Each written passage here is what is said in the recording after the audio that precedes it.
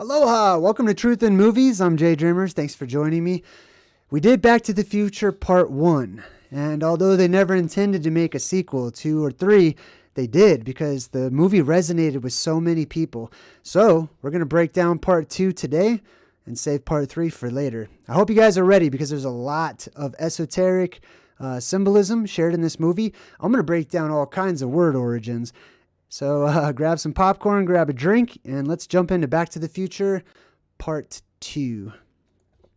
All right, so I'm going to recap. The movie actually recaps where we left off last time. So in case you're unfamiliar with the movie, we're going to recap it. It starts off Saturday, October 26th, 1985.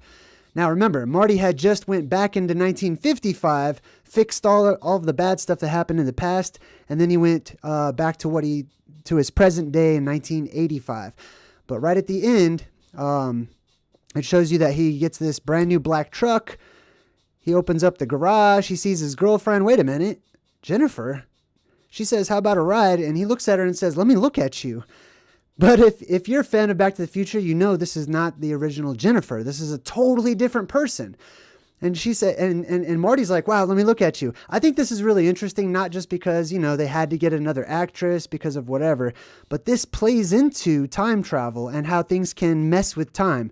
For example, the Mandela effect, right?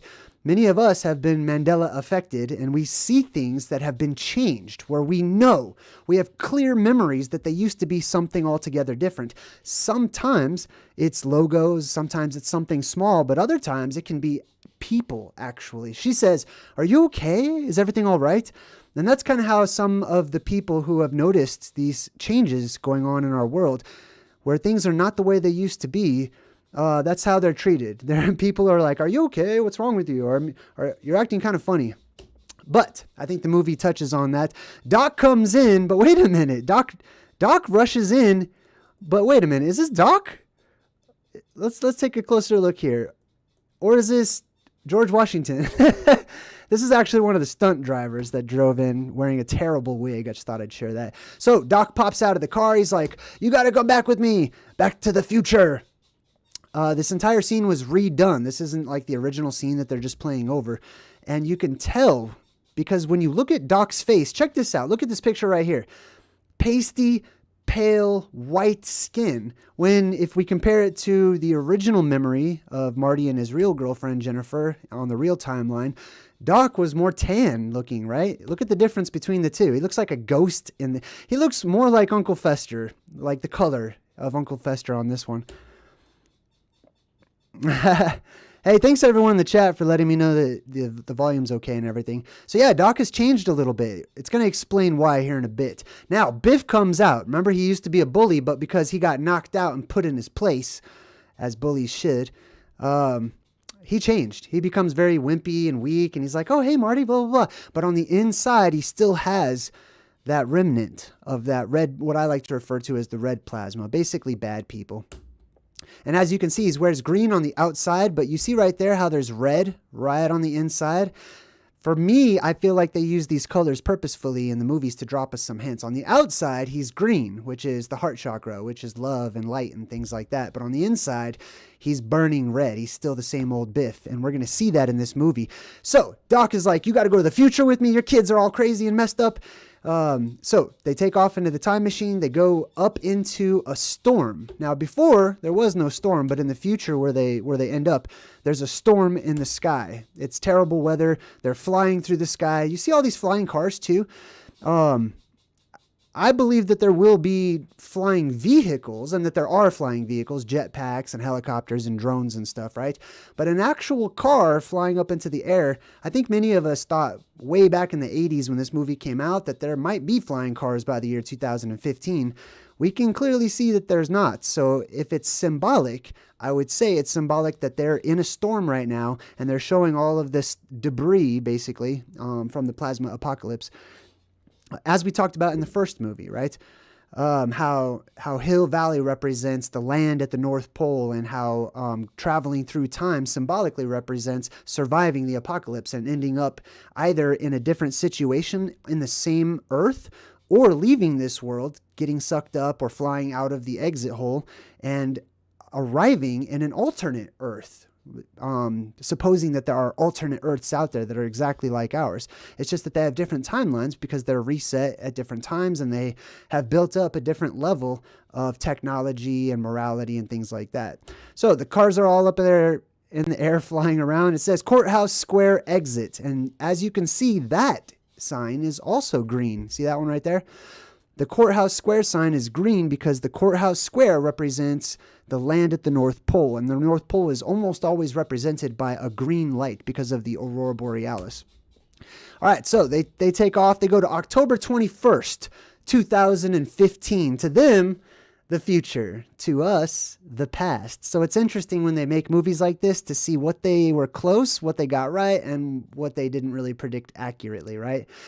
Now, October 21st, 2015, I always wondered what I would be doing on that day when it came. And like before the movie actually passed that date, I always wondered, would I see flying cars? What would I be doing personally? Now, I went back to my Google Pictures archive and I found a picture from that exact date. This is from October 21st, 2015. And on that day, I was enjoying dancing with my son. Dancing with my little guy. And I'll show you and bring the picture to life here too. Here's the baby dance. So that's me and my little guy back when he was a little newborn. And I never thought that that's what I would be doing whenever that day came around. So a proud moment in my life, and it's cool that they picked that date. All right, so let me go ahead and turn that off for a bit. Thanks for letting me share that with you. So Doc is in the car with Marty's girlfriend, the replacement girlfriend, Jennifer, and she starts freaking out, right? And she's like, oh my God, I get to see my house. How many kids am I going to have? She wasn't supposed to be in the car. So when they wrote the movie, they kind of messed up and they included her at the end of it. So they had to include her in order for the movie to make sense and the continuity to remain similar. So instead of having her just play a role throughout the entire movie, they decided to have her knocked out. Now, Doc puts this device up to her face, and he totally does a Men in Black flashy thingy to her face. And look at Marty. He's like, what are you doing? Doc's like, don't worry about it. It's just a sleep-induced algorithm. I mean, not algorithm, alpha rhythm. It says algorithm, but it's really alpha rhythm. It's an alpha rhythm generator to put her to sleep. This is key because of who Doc represents symbolically. Let's talk about the alpha rhythms real quick. There's different frequencies that affect our moods, our chemistry in our body. The alpha rhythm is between 9 and 14 hertz, and it represents having a relaxed, calm, meditative state of being, right? You're more creative and things of that nature. So it makes people a little drowsy and relaxed, right? And then underneath that, you can see the theta. The theta is between 4 and 8, a little deeper. And it says deep relaxation and meditation and problem solving too.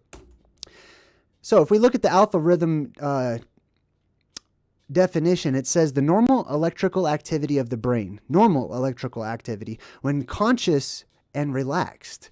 So he induced her to go to sleep with alpha rhythms, when in reality it probably should have been a different frequency, because this, in reality, she would have been conscious and relaxed. Why am I bringing this up? Because there are many who I deem the sleepwalkers of the world, and they are conscious, but they're so relaxed that they're essentially sleepwalkers. They're just going about doing the daily routine, bouncing off of walls and going to work and going home and doing the chores and going to sleep and obeying all the laws, and you know what I mean? Just a very simple and basic lifestyle. And those represent the alpha rhythms, basically. Now, there is a frequency that the earth itself gives off. Now, this is going to be interesting, right? Because this is going to affect every single person living in the earth with exception. Let's go back and take a look, right? Alpha between 9 and 14, theta between 4 and 8. The Schumann resonance of the earth is, it says, Mother Earth's natural heartbeat is a rhythm that's at the frequency of 7.83 hertz, also known as the Schumann resonance. This is the frequency that the Earth resonates at. 7.83 falls into the thetas, deep relaxation and meditation and problem solving. It induces a sleep-like state.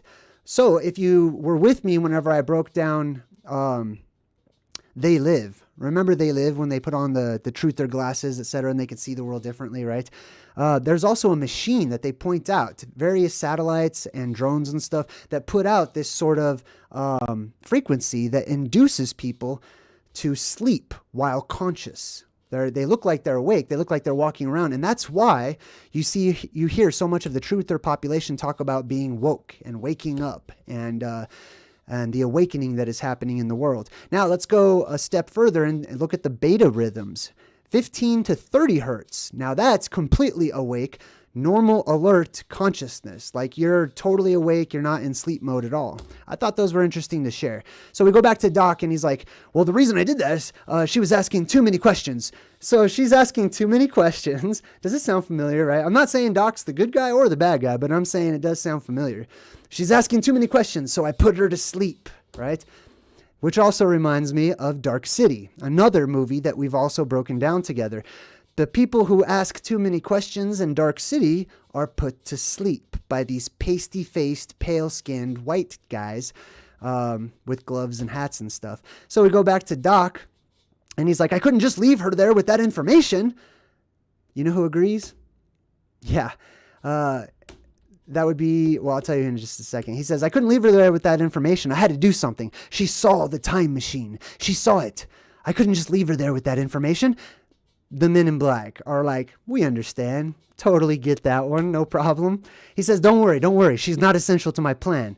That's sort of one of the left brain type of thought processes, right? The ends justify the means, and I get it. He's a doc. He's a professional thinker and stuff. So he's going to be more along the scientific mind instead of the creative mind, right? Not that he's not creative, because he invented a time machine and other things, but she's not essential to my plan sounds a little heartless to me personally. Anyway, so they take off, and up here in the top, let's zoom in on this. There's another sign up here, which is really interesting. It says that from Hill Valley, you can actually take the freeway exit and you can get to, well, I don't know if you can see it on your side. Yeah, it's going to be too hard for me to zoom into it. But it says Phoenix, Boston, and London. Very interesting. Phoenix, which is that the bird, the thunderbird or whatnot, one of the many plasma formations that people see, and they describe it as the bluebird of happiness or the phoenix or so many different types of, thunderbirds and stuff like that. So Phoenix, Boston, which is the town of the boss, basically, the boss town. If you hear a town that ends in ton, like Washington, the ton usually means town. It's how they used to say town. And then London. London's really interesting because I tried to look up the etymology for London. I couldn't really find anything. You see that there? The I-99 that they're on? We'll talk about that too. London was really interesting to look up. Basically, Lun I believe, is related to lanes. So it's the town, dun is another way of saying ton. So it's the town of lanes or roads, essentially, which is really interesting because they don't go to London, they go to Hill Valley. They don't need roads, right? All right, so they come to Hill Valley. Let's take a look at this and examine this and break this down. This is only shown a few different times, but take a look at all the plasma apocalypse symbolism in the welcome sign to Hill Valley. First, we've got the four-leaf clover symbolism. This is the four lands at the middle of the earth that are talked about in the book of Genesis in the Bible, separated by four rivers.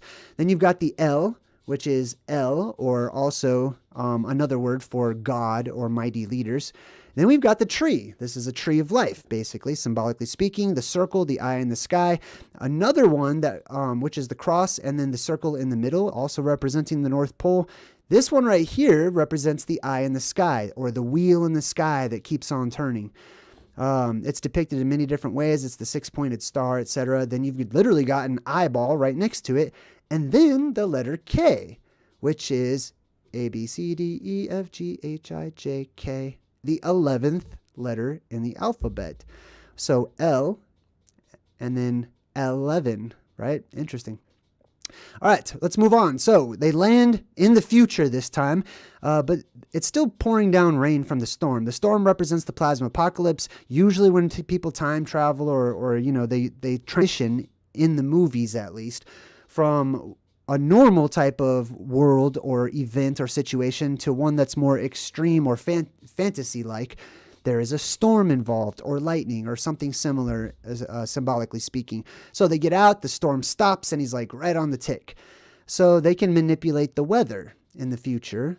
Now, this is us. We can manipulate the weather. We have HARP and many other weather agencies out there that are using the weather in their own selfish ways, their own ways that they want to. And we just feel like it's just happening to us. But those in the know are able to manipulate it. For example, one common thing that most people know about is seeding the clouds. That is weather manipulation. All right, so we move on. In the background, you can see that there's a company called Fusion Industries, which is really interesting to me that they decided to put that there because they're suggesting that in the future, people use a different form of energy, which is cleaner and more abundant, which is fusion. But fusion also means to mix things together. And that's one of the prophecies of the end times, or just before Judgment Day, etc., in various religions and stuff, is they talk about how the world would be mixed together. It would become a mixing cup. So let's look up fusion, excuse me. Oh, Legion 27 just gave me $10. Thank you. Well, that was very kind. I don't know why the alerts aren't working. I didn't see an alert on the screen. Well, thank you anyway. I super appreciate it. I'll have to fix the alerts. I'm not sure what's going on there. All right. Back to... Oh, wait. What did you say? Oh, show JayDreamerZ some love. Oh, hey, thank you. Super appreciate it. All right. Fusion. It says meaning the union or blending of different things. There you go. Thanks, X Legion. So fusion represents the union or the blending of different things. So let's get back to this. We get back to Doc. Okay, now they're showing you why Doc's face was all pasty, right? Which is really interesting because if the movies represent actual realities, right, then we would be looking at a different Doc. That it's another time traveler from some other alternate Earth out there, and we think it's the same Doc. It's possible that it's not, actually, because there's different Docs, as they'll show you, right?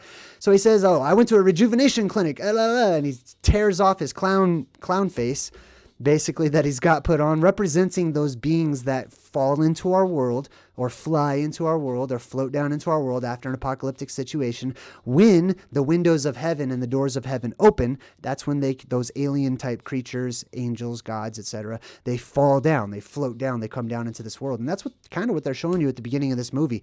Now check this out. Biblically speaking, at the very least, when the angels do come down, or the killer clowns from outer space, because they're so pasty white and stuff, right?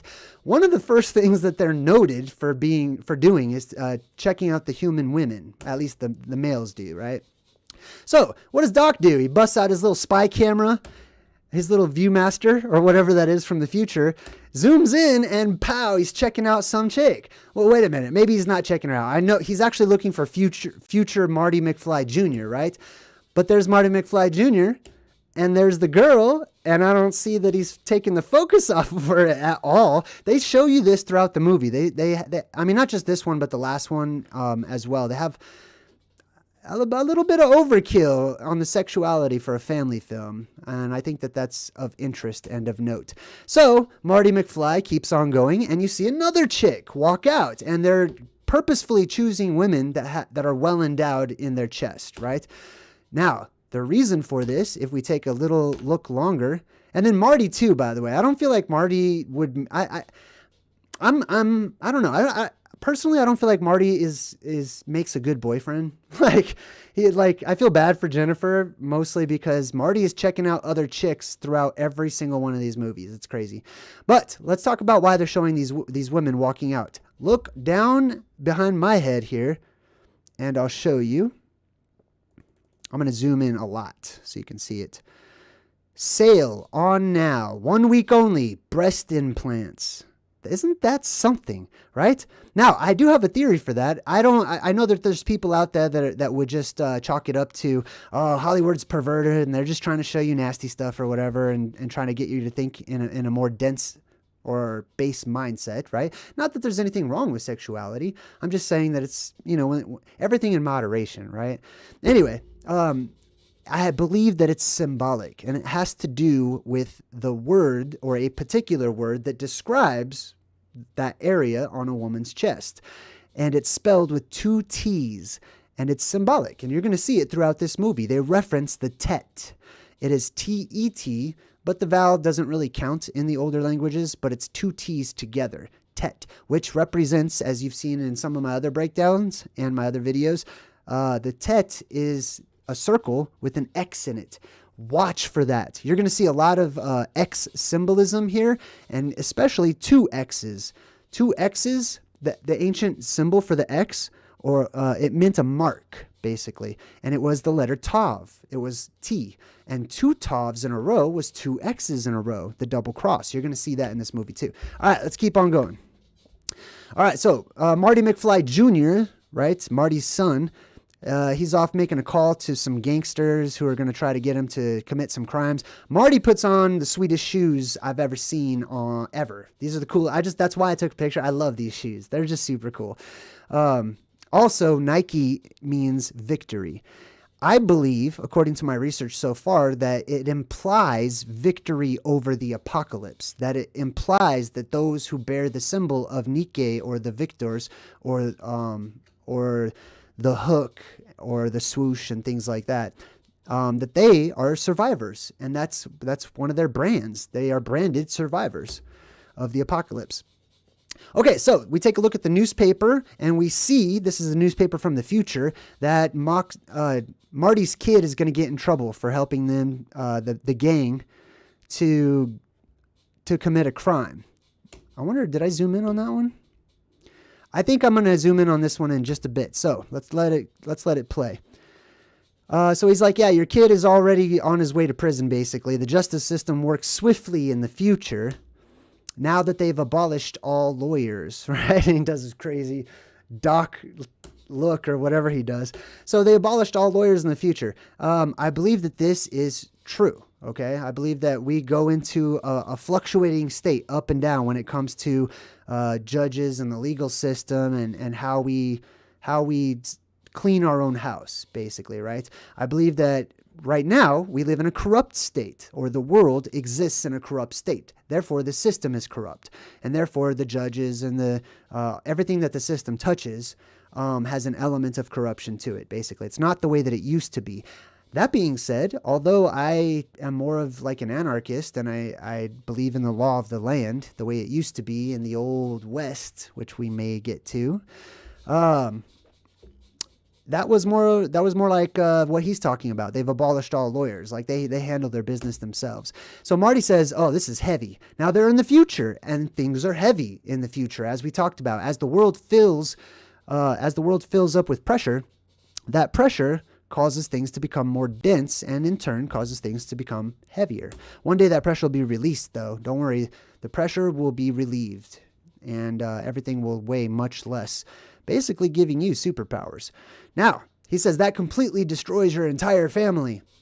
Now, Marty represents the surviving class. He represents those who have survived the plasma apocalypse, basically. And this talks about how his children make poor decisions that will destroy his entire family or the family of survivors. It will become corrupt, right? So what am I saying? I'm saying that this is symbolic of the old apple in the tree that Adam and Eve ate off of. And he says that's why we're here today. So basically they're going back in time symbolically to prevent original sin, if you believe in such a thing. I don't. But when the world goes into a fallen state, which I believe is when that blue beam or the light of the world retracts and it goes back down into Hades, into the underworld, in order to charge back up. Once it's charged up, boom, it's released again, filling the world with peace and a golden age. All right, so he says to prevent this incident from ever happening. That's why we're here. As you can see, the old apple in the tree, Garden of Eden symbolism, right? Now, we go back to Hill Valley. This is the Garden of Eden. That's why they have a huge, giant tree right in the middle of it. It's the tree of life. That's why they have a crystal clear lake. It's Crystal Lake, basically, from various movies. And you've got the clock tower. The clock tower, we're going to get to that in a minute. What else did I see here? Let's continue on. Now, look off to the bottom right. Do you see down there? I don't think this was in the first movie. I don't know. Maybe I wasn't paying attention, but I definitely saw this in the second movie over here, right? Look at that. Courthouse underground. It goes down underground right there. Well, we're going to find out that it's a mall. I've got some better pictures of that I'll share with you in just a bit. So Marty takes a look over there. Let's zoom in on this just a bit. As you can see, Courthouse Mall underground shops. And there is the watch or the clock tower with the Gimel, right? Which is the letter C in modern languages. But in ancient times, it was the letter G. And which is why they put the letter G at the middle of some of the old maps, right where the North Pole land is, because that's where this is located. And they put that letter G there because it symbolizes a foot, it symbolizes to walk, to travel, a destination, a place to go to, etc. All right, so we move forward. Marty looks up, and there's this really cheesy Jaws hologram that jumps out, and it's going to try to eat him. I believe it's symbolic of Fantazoids, essentially. Fantazoids are otherworldly, gigantic space animals, if you want to call them that, heavenly creatures, etc., that float down into this world during the apocalypse. Now let's zoom in on this real quick, too, and take a closer look. It's Jaws 19. Interesting that they chose the number 19. If you research the Book of Enoch, it lists the leaders of the fallen angels, or the 300 Anunnaki that were dispatched to land as a landing party here on Earth. They had 19 leaders, basically, and they're all listed by name in the Book of Enoch. Also directed by Max Spielberg, that's Steven Spielberg's son.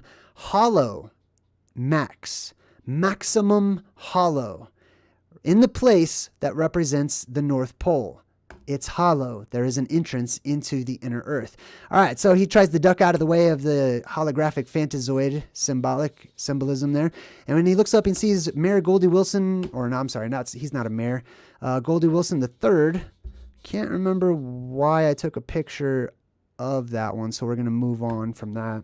All right, we go into the Cafe 80s, right, where there's this cool chick. This chick doesn't have a line in the movie. She's my favorite of all the extras. I've thoroughly examined all the extras just because I wanted to see how they dress. I'm going to point it out here in a minute. But if you look really closely at the television, check this out. This is a little breadcrumb that's interesting. Look at what's playing on the TV. This is the mom and the dad from the TV show Family Ties, which Michael J. Fox was starring in at the time that this movie was made. Down here are two characters from the TV show Taxi, which Christopher Lloyd was starring in when this movie was played. Interesting, right? Then they pan over to good old Biff. Now let's take a look at some of the symbolism in this shot right here. I actually never noticed that there's a panda right there. That's new. That's interesting. I'm going to have to give that one some thought. I was actually looking at the milk. The movies in Hollywood make it so that the bad guys, and typically those who represent some sort of slider or time traveler or space traveler, they wear black and white typically, and they drink milk quite often. They make the bad guys drink milk. which is very interesting to me. I would like to know what you think. I know half of you are probably going to jump straight to the adrenochrome factor. But there's also the idea that space is milky white, that it is actually white instead of black, that it's actually bright instead of dark. And I think that that's probably one of the symbolisms that they show there. Let's see. So then we move forward and he says, hello, anybody home? Anybody home? McFly? Now, McFly is you, just so you know. I don't know if you knew that, but you're McFly. I am McFly. McFly represents the truth seekers trying to figure things out and put right where it once was wrong, right? Like another classic show from yesteryear. Anyways, he's telling you to think. He's telling us to think. The movie, I had to stop and pause this part because the movie's literally giving us a cue. Think, McFly. He's talking to us, the son of those who fly, the son of the angels and, the otherworldly creatures and beings or whatever. Think. The movie's telling us to think. Is anybody home? Huh? Think. Now, we watched this particular scene, and I'm sure we've all quoted it time and time again in jest. But the reality is it's dead serious. The movie is telling us to actually use your brain and to think, instead of just being mindlessly amused, which means to not think. Or a means without, and then muse means thought. So if you're amused, you're not thinking at all, which means you're susceptible, especially if you're in one of those vibrational frequencies that we talked about. It allows people to be more open to suggestion, basically. All right, so the super grandson Biff, Griff, that's his name. He comes in, sees the old Biff over there, and he's like, Grandpa, and he's like, he's Griff? Griff. Let's check out this name. What does Griff mean, and where does that come from? Let me zoom this out a bit. It comes from Griffith. Now, Griffith is very interesting because there's a famous tunnel that they're going to feature in this movie and so many others called the Griffith Park Tunnel. So let's figure out the origin of Griff. Well, it comes from Griffith. It's actually the root of Griffith. And just like Griffith Park, it says it's a masculine proper name from the Welsh Griffid, probably the Latin Rufus, from Rufus meaning red. So Griff means red, essentially, which is very interesting. He represents red. Like I talked about how he wore the red on the inside. I'm also looking at my picture right now, realizing that I'm also wearing red. Red does not always mean bad, okay? It means magic, essentially. It means different. It means life. Like, it's an amplification of life, basically. Now, you could be life amplified towards the negative. You could be life amplified towards the positive. Typically, the blue represents the positive and the red represents the negative when it comes to the plasma apocalypse. And that also helps to understand things geologically.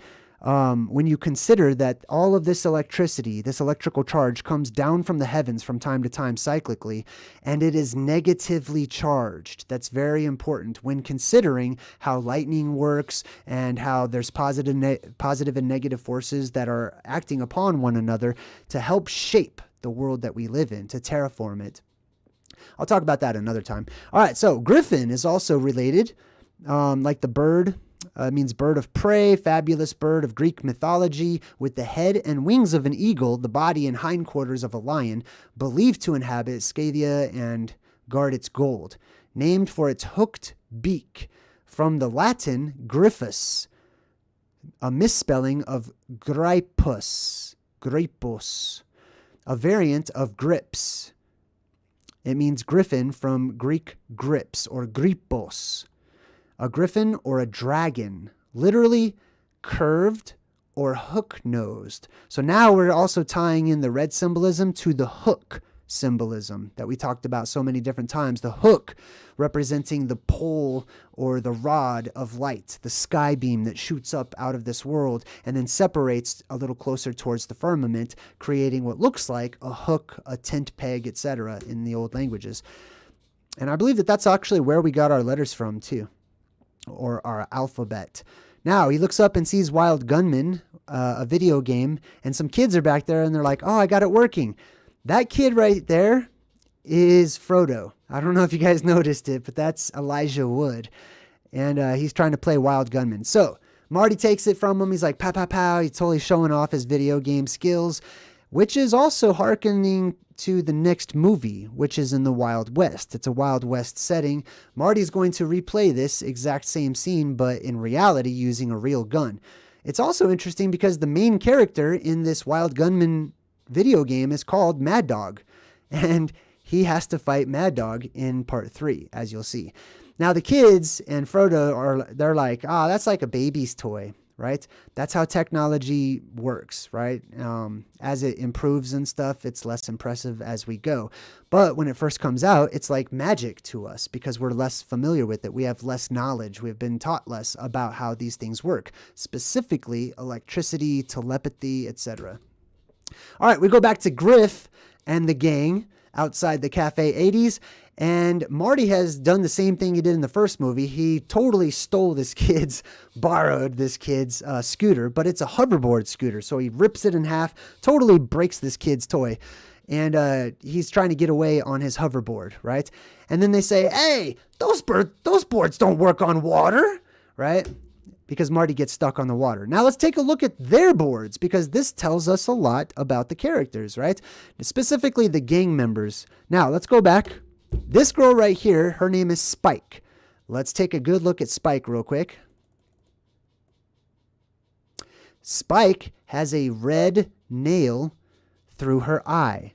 The nail is the Vav, the nail is the hook, and I never noticed this before in my life, but her eye is red. Like I never even noticed that before. It's very interesting.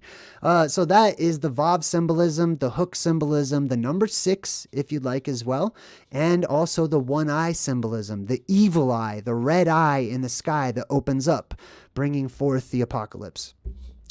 Her board is this one over here. Let's zoom in into that. It looks like a question mark. As well it should, because the question mark is a hook. It is a hook implying mystery. It is a hook implying magic and suspense and things like that, because the quintessential hook is the sky formation that we see created by the plasma that ejects up out of the hollow earth entrance. Now let's take a look at this other guy. See this guy here in the background? He is dressed up basically like a futuristic samurai, which is very interesting because the samurai are a warrior class designed to fight the Fantazoids, or the otherworldly, heavenly, monstrous creatures, fantastic beasts, etc., right? And he's got like, I think I have a better shot of him later, but this is his board with the red sun, right? You may have seen this whenever you've seen like Japanese stuff or whatnot. I believe that the sun is changing colors. Not that it has changed colors, but that every day it's slightly changing colors. And it goes across a spectrum. It starts off red, and then it goes into more of like an orange, and then it turns more into like a yellow, and then it turns more into a white, and then it turns more into a whitish blue, and then it turns blue, which is the hottest it can get. But anyways, this is hearkening to the red sun. Let's take a look at the other gang member. I can't remember his name. It's like Data or Microchip Face or something like that. But basically, he represents integration with technology into the human body, right? And his board corroborates this. Hey, Scott Muir, welcome. Good to see you. His board is this one in the middle that says no tech. Take a look at this board. It's got technology like a microchip. See that? And it's on fire. The technology is destroyed by fire on his board. And it says no tech, as in none. As in all the technology is going away. It's going to be destroyed one day by fire. Now, I don't think that's completely true. I think it's true in part. We will have an electromagnetic pulse worldwide that will disable and make it so that all of our technology does not work. However, like they say, GE brings good things to life, right? I believe that there's this concept that's portrayed in the Terminator movies called Skynet, and that is the red plasma that comes down looking to incorporate itself into some sort of a body, right? And it doesn't care if it's a human body, an animal body, a robot body, or the body of a toaster, right? It's going to go into it and try to be alive. At the bottom of that, it says know how. So it says no tech, meaning no technology. Instead, know how, have a working experience of how to actually live, instead of allowing the thing that we have created to tell us how to live, where to go, what to do, when to do things, right? All right. I think I hit that subject a lot. So Marty is trying to get his board to work on the water. Now these are magnetically inclined. They work through magnetics, according to the research that I've done. And it's not that the boards don't work on water. The hoverboard should still hover. As you can see, it's still floating there, right? It just doesn't have any power to move. But it does work on water because water is repelled by a magnetic force, right? Magnets will push water away. Water doesn't like to be around magnets. So he just lacks the actual motion. They say, you got to have power, or whatever, however they say that, right? Now let's take a look at the courthouse. As you can see here, if we zoom in, the courthouse is changed. The entire thing now is a mall in the future. So this gets really interesting. I hope you're ready to go way off topic from the movie for just a second. Why did they change the courthouse into a mall? And where does the word mall even come from? Why would they choose that? Let's take a look and let's do some word origins. Now, this is the word mall that I've pulled up here. As you can see, mall. And it says, a tree-lined promenade in St. James's Park in London. Remember the town of Lanes, London? Laneton? So called from the 1670s, which was so called because it formerly was an open alley or a lane that was used to play Pall Mall. There was a game a long time ago in London called Pall Mall, and that is where we get the word mall from. You see that right there? Pall Mall. Now check this out. Let's go a bit further. This is an example of what Pall Mall looked like. You can see that on the sides there, they had these little boards to keep this ball. It was kind of like croquet before croquet was croquet, right? But they needed these little walls off to the sides. And it was kind of like bowling, you know, you hit a ball with a stick, basically. That is tied into this movie, believe it or not. Now, here's an old map that I found showing the original Pall Mall Street. Now, this street is, or this alleyway, is where locals would get together and they would play this game. It became so popular that they closed down the street completely so that people could just play Pall Mall. What does Pall Mall even mean, right? Let's see. Let me go back to the word here. Now, it says this once popular game was played with a wooden ball in a kind of smooth alley boarded in at each side. Let's see, the word, it says the game's name is from French, pale mele, from Italian, it's got various forms of it, but basically it comes from pala, which is ball. It's another word for ball. So Paul is actually ball, right? Which is the root for balloon and stuff like that. So Paul is ball, and then maglio means mallet. In Latin, it's malleus, or in short, mall, right? What does it mean? Mele, to crush, to grind, to whack a ball, to hit a ball, to smash a ball. That's what this means, right? And that's where we get the word mall from. Now they're at the mall, and he literally picks up a bat and says, batter up, hearkening to this old sport, this old game, right? And sport, in my humble opinion, is just practice for war. That's really all that it is, which is really why I kind of stopped playing sports so long ago. So anyways, Griff picks up the bat. He starts coming in super fast and super hot, but Marty just jumps into the water.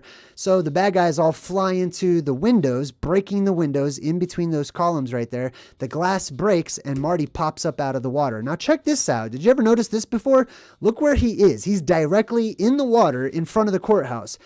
And 1 second later, they pan out and Marty is running up out of the underground opening of the courthouse to check out what just happened. You know what I mean? It's a total glitch in the movie, which is insane. It blew my mind. I'm going to get to those shoes in a minute. But look, he was over, where is it? He was right there. Now he's down there, coming up out of the ground, which blows my mind. Let's take a look at the clock real quick. I want to see the symbolism here. As I mentioned before, this represents the X, and the circle, aka the tet, right? If you look up the letter tet in Phoenician, if not the oldest language in the world, or alphabet, I should say, you'll see this letter right here in the middle. This is the Gimel. It looks like a check mark. It's also could be irreplaceable. It could be replaced with the Nike swoosh symbol, which is why I believe it's on a shoe, because it represents a foot and travel, etc. And then they have the lightning striking it from above, right? The North Pole is being struck by lightning symbolically. All right, so let's go back to the movie. For some odd reason, Marty just teleported himself out of the water, still wet, comes up out of the ground. He's underneath the courthouse, basically. They show him coming up underneath the courthouse, right? Because underneath the courthouse, or underneath the North Pole, it's hollow, as we saw before, hollow max. It's maximum hollow. That's the entrance into the inner world. And Marty comes up out of that symbolically, holding on to his hoverboard and everything. This whole scene just blows my mind. And you know what else blows my mind? That we watch this and don't even think twice half the time. I know I didn't many times, right? I'm just like, oh, that makes sense. Sure. Like, yeah, he's checking it out. Well, let me check it out too. That's insane. That blows my mind that even happened. All right, now his shoes. I want to explain these shoes. It's not just that they're cool, because I think that they're cool. That's just me and my personal perspective or whatever. But they're called Nike Air Mags. Mag. Why are they called mag? What does mag mean? Because they put it in the movie purposefully. They're not real shoes. They're not real Nikes that came out, right? So if we look up the word magic, we will find and discover through reverse engineering the word, that the root is mag for magic. So mag and magic are interrelated. Let's read it. Now it says here from the Proto-Indo-European. Let me actually zoom out. I want you to see that because I quote that a lot. See how it says pi in all capitals? That stands for Proto-Indo-European. Okay, very old language. It says it comes from mag, M-A-G-H, which means to be able or to have power. The powerful ones, the ones with power. It says the transferred sense of legerdemain, optical illusion, etc. is from 1811. It displaced the Old English vikakraft, and that's the root of witch, essentially, or which is the root of vikakraft. Also, drikraft from dri, aka, if you say it in cowboy language, like here in America, we say dry instead of dri, right? So mag is directly related to dry. Dry meant magician, essentially, and dry is directly related to the Celtic/Irish word drui, which meant or conveyed priest and magician, and it says to see druid. I'm not going to show you druid because I feel like I've shown that a million different times, but the root of druid comes from the Proto-Indo-European word deru. Deru means tree. Those of the tree of life, those who come from the area of the tree, the garden, etc. Interesting, right? Wow, man, that gets deep real quick, doesn't it? All right, so he takes off. He's like, oh, man, I should totally buy a sports almanac so I can go back into the past and make a lot of money and place some bets and stuff. Now, time out. There are, from my research, okay, from my perspective, it seems likely to me that there were different families that were from the North Pole area. Some of those families had this idea that they're going to use the knowledge that they have of what they have gone through and knowing that it's going to happen again to make themselves rich in order to rule the world, basically, as we're going to see. And then there's the other ones who are kind of like Doc, who are like, no, I didn't invent the time machine to get rich. I invented the time machine for educational purposes or whatever, right? So they toss it away and he says, great Scott, the sleep inducer. I was afraid of this. Now he's talking about the sleep inducer again, and there's a reason for that. Because this guy, Christopher Lloyd, in many of his Hollywood roles, represents the great sleeping god, or the sleep god, the god of sleep, the Sandman, etc., right? Let's take a look at some classic examples of the dream god, the sleep god, etc. Morpheus. Morph essentially implies to a changing of shape, right? I mean, that's kind of what we use it for today. If we take a look at Morpheus, it says fashioner, or shape changer. Shape shifter, you could also say. And it comes from the word which implies form and shape. And Morpheus is a god associated with sleep and dreams. In Ovid's Metamorphoses, right, to change shape, he is the son of Somnus and appears in dreams in human form. From the medieval period, the name began to stand more generally for the god of dreams, Somnus. So check this out. He's the son of Somnus. You see that right there? Somnus, the god of sleep, had many children. They were called the Somniae or Somnia. Interesting, right? Ovid, if we check out Ovid, he talks about in his book Metamorphoses, Morpheus is one of the 1,000 sons of Somnus or sleep.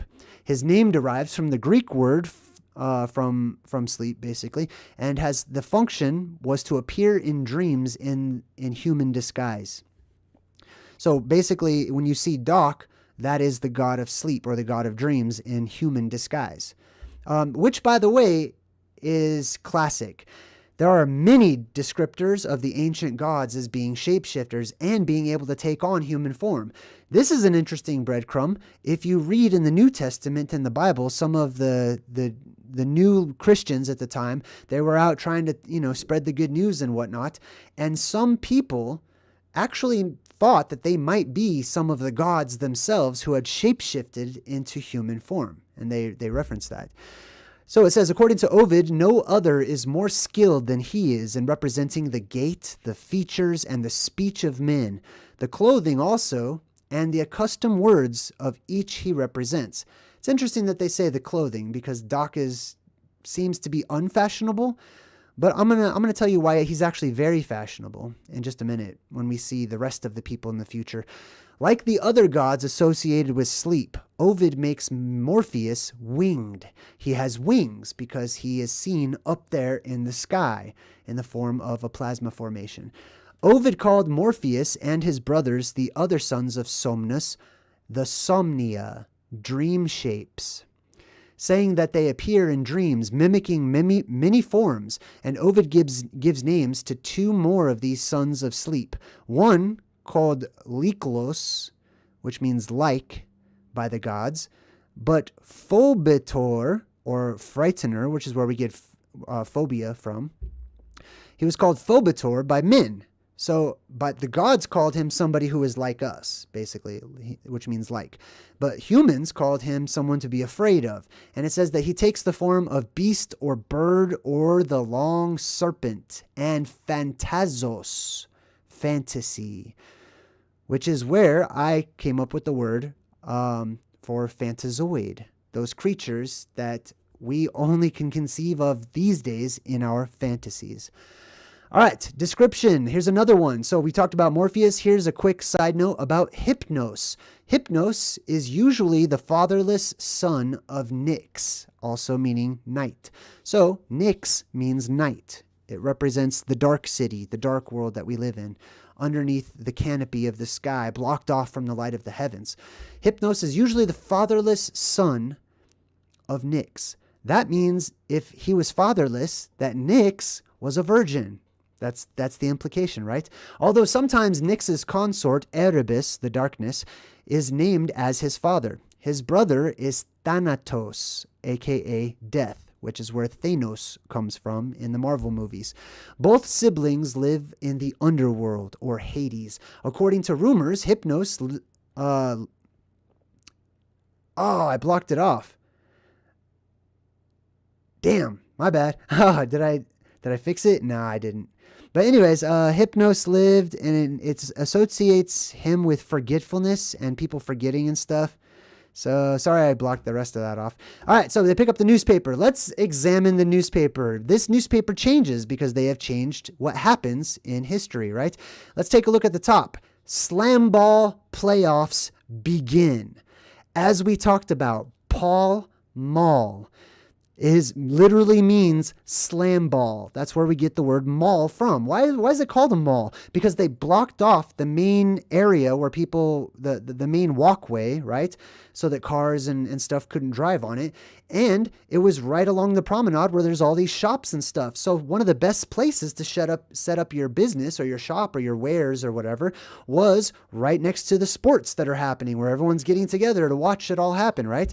Slam ball playoffs begin. And then up there I put Pall Mall, right? As you can see, this says Queen Diana's visit. Unfortunately, or I don't know, if it's good or bad, but she was definitely killed after this movie. So they thought that she might become the queen one day, which is very interesting too. Now look at Marty McFly. Him and his son both start with the letter M. M and M. M and M are together because it's 33, right? It's 33 together. Now, if we take the context of all the other symbolic elements that the movie has handed to us so far, which is Mount Meru, which is the North Pole, which is the island separated by 4 rivers and the Tet, etc., right?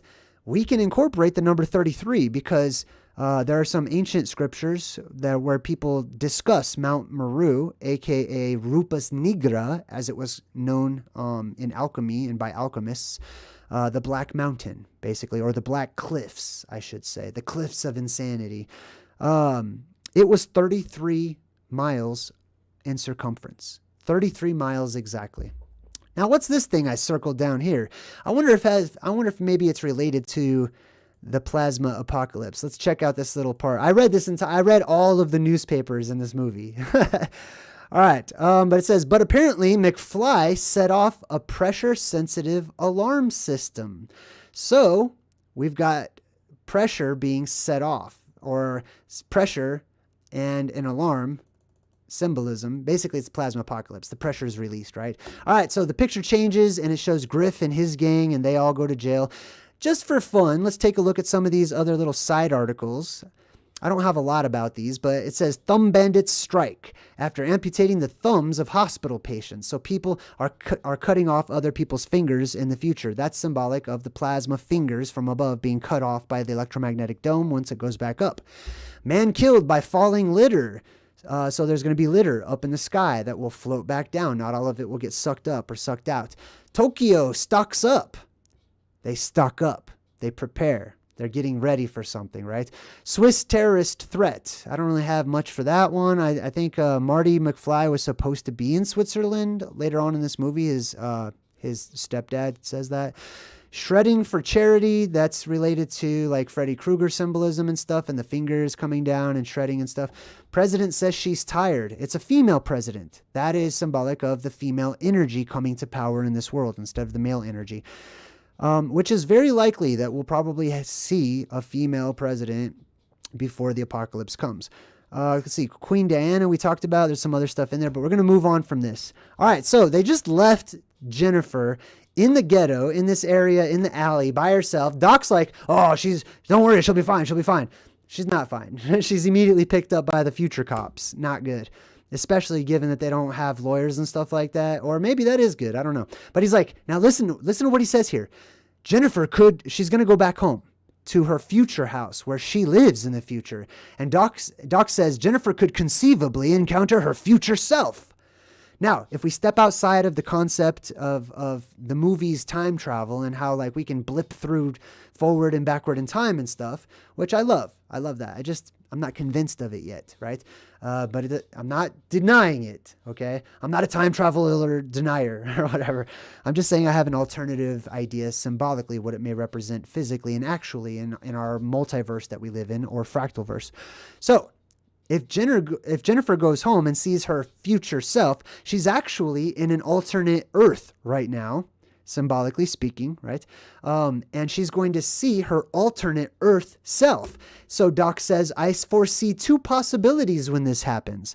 So if you were to leave this Earth, this version of Earth, and go out there into the space or heavens or whatever it is, and land on alternate Earth number whatever, right? There would be a replica of you, at the very least physically, which you may have some sort of soul string connection to, I believe, but that gets a little deeper. And I did talk about that in the Doctor Strange and the Multiverse of Madness movie that we broke down. So anyways, let's get back to this. So he foresees two possibilities of us running into our alternate selves over there on other worlds, right? One, coming face to face with yourself, right? 30 years older or whatever it may be, would put you into a state of shock and you would simply pass out. I believe this probably stands true for most people because they can't handle the truth. They can't handle anything that it's bigger and greater and grander than the mundane average world that we live in today. They can't handle anything that's too fantastic. So just coming face to face with that would overload their senses and they would pass out. That makes sense. Or two, the encounter would create a time paradox, the results of which could cause a chain reaction that would unravel the very fabric of the space-time continuum and destroy the entire universe. This is so good. He does it way better than I do. But hold on, let me back up and actually break that down. Because although I find Christopher Lloyd to be very entertaining and fun and stuff to watch and listen to, let's actually pay attention to what he's saying. He's saying that there's two things that could happen when you go out there sliding through the different alternate Earths. When you come across your other self. Now, wait a minute. Before I talk about the other self, I just want to throw this out there. Why would there be an alternate you on an alternate Earth, right? Well, it gets into simulation theory and some other things, but basically there's various simulations running and they need to know all the various outcomes, all the various possibilities that are happening. So there's other Earths out there with slightly different changes all over the place, infinite ones, right? So they can get every angle on every possibility for the simulation. Now, if that's true, it stands to reason that whatever programming or coding language is being used, you are familiar with words like genes, gene sequencing, DNA, RNA, etc. Atoms and molecules and things like that. Those are codes, okay? It's coding for the simulation that we live in, basically. It stands to reason that if there are alternate Earths, they would share a similar root coding. That there's no need to just waste all this memory in this supercomputer, if you want to call it that, or space brain, right? Which is how I like to call it. They don't want to. There's no need to use so much extra memory when you can just copy and paste the same coding, right? So it makes sense that the coding is going to repeat. It's on a cyclical repeat, just like the plasma apocalypse. Anyways, so let's go back to what he's saying and pay attention. Okay, 1, she could pass out. 2, the encounter would create a time paradox, the results of which could cause a chain reaction that would unravel the very fabric of the space-time continuum. Now, I'm going to replace some of these words with other words. Instead of space-time continuum, basically he's talking about the tree of life. Our world, our Earth, is connected to other Earths on what we call the world tree, right? That beam that shoots up out of our world is not the entire world tree. It goes on above and below. It's connected, right? And it connects all of these other worlds. So they share in the same world tree altogether. So that is the space-time continuum, is like the 9 worlds, basically, in Norse mythology. That is our local galaxy, or symbolically speaking, in my scenario that I'm making up based on how I see it, right? All right, so it could unravel the very fabric of the space-time continuum and destroy the entire universe. But then he corrects himself. He says, the destruction might in fact be very localized. Instead of the whole universe being destroyed, he says it might be localized, limited to merely our own galaxy. Now, I'm going to transfer that mode of thought, bear with me, into my brain, okay? In the JayDreamerZ way of explaining the galaxy, our local universe, or worlds and stuff like that, the world tree that we live on, our particular branch of it, right? And the 9 worlds that are connected to it, or the 9 realms, you could call them, right? He's saying that if you go out there and you figure out how to become a slider or a traveler out there in space or whatever, like so many agencies already are today, you could take your knowledge of a larger reality, you could share that knowledge with your other self, who in turn will become another slider and escape, and then all hell is starting to break loose because now the simulation is becoming corrupt. People are not just staying in their domed little areas and living and dying and repeating the cycle over and over. The cycle's starting to become broken, which is why there's space cops. essentially, who chase the sliders around, and they don't want them to go out there breaking the simulation. All right, that's enough about that. I hope that you found some value in that one. I sure did. All right, now he says, let's go. I sure hope we find Jennifer before she finds herself. Isn't that an interesting way to put that? I hope we find Jennifer, the guy that wants to put her to sleep for knowing too much, right? I hope we find her before she finds herself. Twofold. Physically, actually finding her alternate version of herself on an alternate world, or finding herself on the inside, waking up and realizing that it's all that there's way more to the story, right? All right. Whew, man, that was a bunch. Excuse me. All right, so Griff was he was eavesdropping, listening in. He picked up the Gray's Sports Almanac, which gives all the little sports statistics or whatever. Let's check this out real quick too, because the store that sold this is called Blast from the Past, which is also a really cool movie, by the way. But I believe that they use the terminology blast because there is a blast. That's why they call it. It's not just, oh, it's a blast. Oh, it's a blast. It's a fun time. It's literally an explosion from the past, right? And I'm not talking about like the academic creation explosion or whatever. I'm talking about the explosion of the world depressurizing and the world. I mean, man, like you've heard thunder come from a tiny little microcosmic streak of electricity, right? Imagine that on a macrocosmic scale worldwide. It is the voice of God that people believe that they hear during this apocalyptic event and depressurization. All right, moving forward. So Jennifer is trapped back at her old house. I think I come back to this later, but as you can see in the corner, they put this Statue of Liberty torch right there, right? This is also hearkening to the North Pole and the blue beam, or the light of the world that shoots up out of the inner earth from the inner earth sun, or whatever you'd like to see it as. This is the everlasting light. This is the age lasting. Everlasting does not mean forever, as we have come to know it.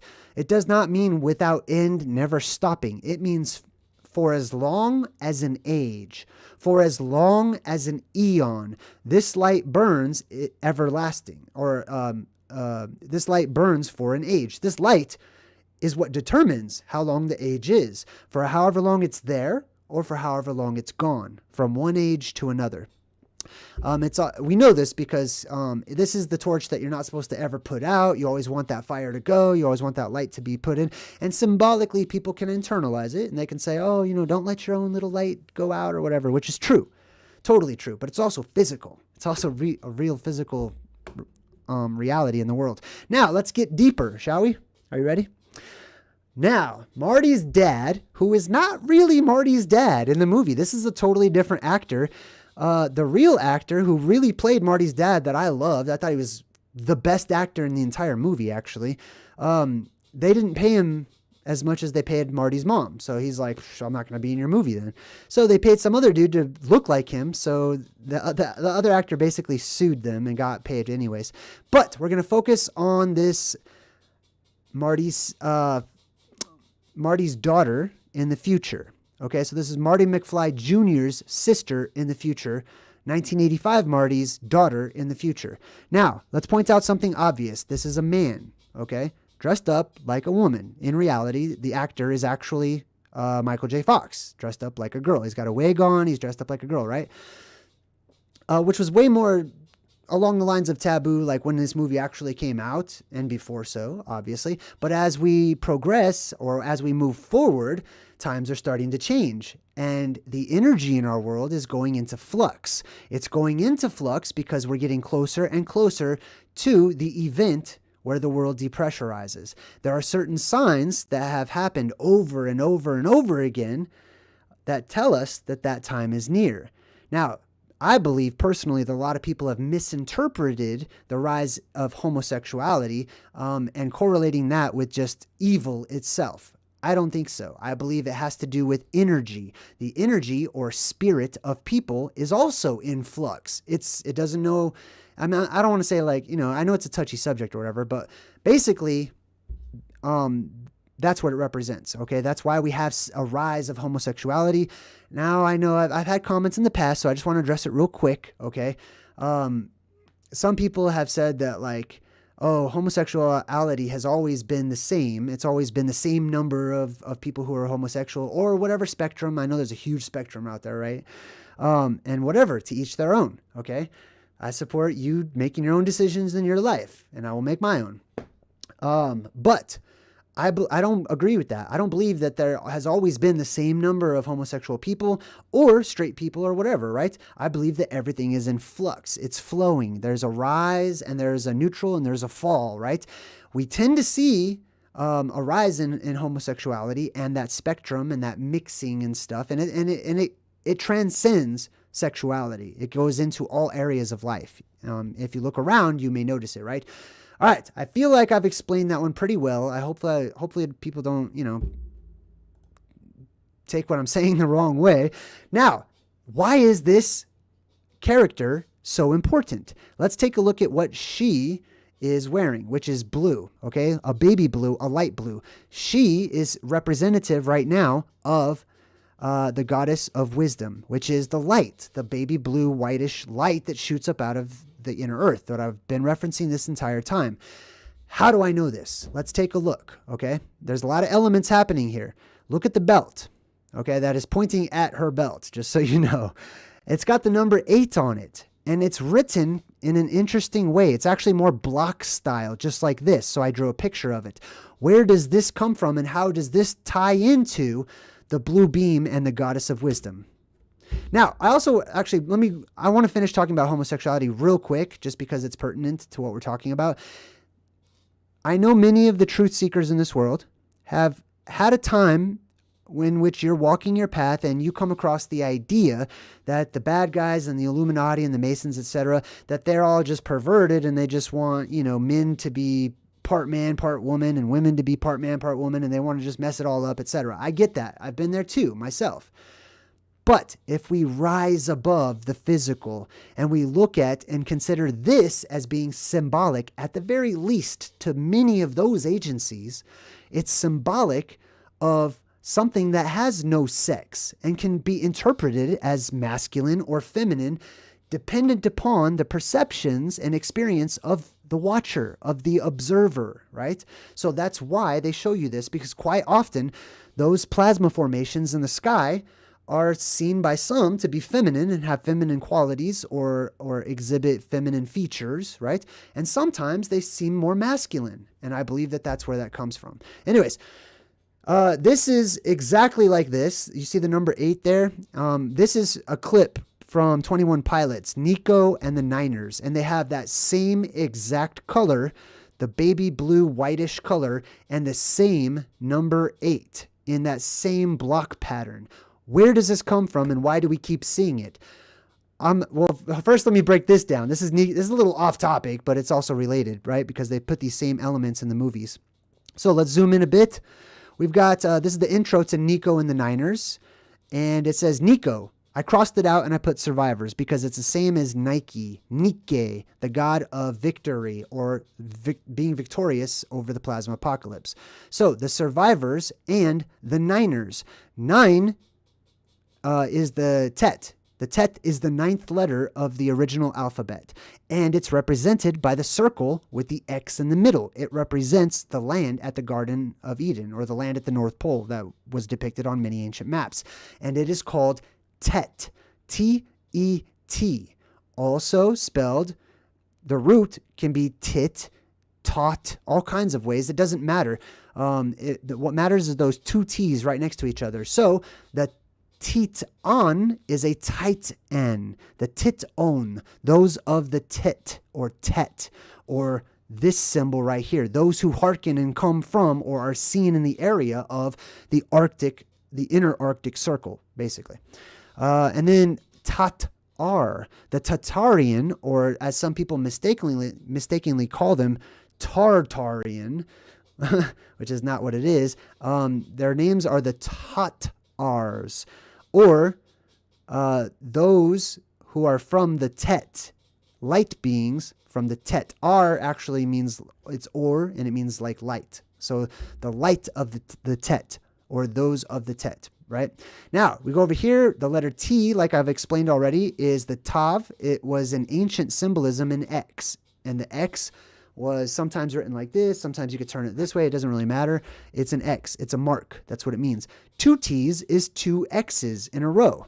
Now look at this symbol right here, because this is really the focus of this picture. The letter. This is a glyph. Are we good? Oh no. Oh no. Are we still live streaming? Okay. I think I skipped. Are we good? Can you guys hear me?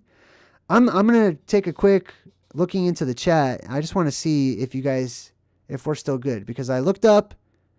Okay. Thanks, Louis Martinez. Issa Mindset. I appreciate you. Candy Jones. Okay, cool. I freaked out. I looked over because it shows me like, if I'm connected to the internet or not. And it's all, no, you're not. I was like, yikes. Okay, cool. Because oh my God, that's insane. All right, let's move on. You guys want to know about the psi? Let's learn about the psi. Thanks, Austin. Thanks, everybody. All right. Now, the psi comes from this letter and another. So pay attention, right? Het. Het. Sometimes written as Chet. You may recognize the name Chet if you're from the 80s like I am, in a movie called Weird Science. The Chet. All right. Anyways, so it comes from Het, or the Chet. But more accurately, Het is the 8th letter of the Semitic abjads. It's also the 8th letter in the Phoenician alphabet, as it says right here. This is how it is depicted. Oh, you can't see it. Hold on. So sorry. I freaked out because of the internet. All right, check this out. Boom! Look at that. You see that? I know I just blew out some eardrums. Phoenician. Boom. That is the tet. That is the het. Het. And it's more of a guttural back here. Het. Right? Just like another one. I'm gonna show you. This is directly related to another one that I've taught you already, right? This is what it looks like in Hebrew, in modern Hebrew, etc., Syriac, etc. But keep this in mind. It's het. Now, here it says compare. Let's see. Hold on one moment. The corresponding South Arabian letters for Het are these glyphs right here. Check this out. Boom. That is the psi of the 21 pilots as they have incorporated it. It is the letter Het. Remember that. This is also another one right there. It looks like the psi, but it's got like a little wiggly tail on it. So let's put some puzzle pieces together. Oh, here's another variation of it. Can you see this one up here? Looks like the DNA strand. I actually showed you I shared this with you last time. It's because there's two letters in Phoenician that are essentially the same letter in the older languages. This one right here, you can see it's called, instead of het, it's called hate. Now, that h sound is difficult to do. So over time, they stopped doing it. And instead of hate, they just said 8. That's why it's called 8. That's where that comes from. Hey, Chris Chaturas, Fight the Good Fight, just gave me $5. Thank you. I super appreciate it. I'm glad you found some value in this. All right. So let's see. These are the glyphs. It also means court. Okay. You see that down there? So it says court, just like the court where you would play a game like Smash Ball or whatever it was called, right? Pall Mall. All right. So let me back up because I feel like I may have lost a couple of you on that one. So there's an ancient letter called Hey. Aleph, Bet, Gemel, Dalet, Hey, the 5th letter. Now, hate is essentially the same exact letter, but it's got a tav sound at the end of it, and it has and shares the exact same glyph, but it represents the number 8. So, hey, remember how I said ho, ho, ho, or ha, ha, ha, or whatever it may be? Those all mean 555. And 555 is letter V 3 times, which is also the Vav 3 times, which is 666, right? Hate or het represents 8, right? And it's the exact same picture form, and it represents a boundary. That's why it looks like that window. It's actually more like a window with bars, which is going to be shown to you in this movie. It's a boundary. It represents something that separates. And that's why there's 2 8s, 2 hates or het. There's 2 of them in a row because there are 2 boundary markers. Traditionally, those boundaries are 2 pillars that shoot up, 2 lines that go straight up into the sky, one on each side of the Fountain of Youth, of the land at the North Pole, one on each side of Mount Meru, one on each side of the Garden of Eden, etc., right? And you're going to see it here because it keeps on going. Oh, I want to give a shout out. What the Flock TV, actually. He is going into great detail on the symbolism of the two lines, which is affectionately in modern times called the number 11, right? And how it correlates to the god Oz or Janus, right? Which is the strong garden or the strong one of the garden or whatnot. So big shout out to him. Maybe I'll see if he wants to be a guest on my show sometime because I really like his work and he does a lot of good etymology studies and stuff just like me. All right, let's get back to some of this detail we've got here. Actually, no, let's take a break. Let's take a quick break. We're going for about an hour now. So we're going to take a quick break. You can use the bathroom, grab a drink or whatnot, and we'll come back and break down some more of Back to the Future Part 2. I'll see you in a minute.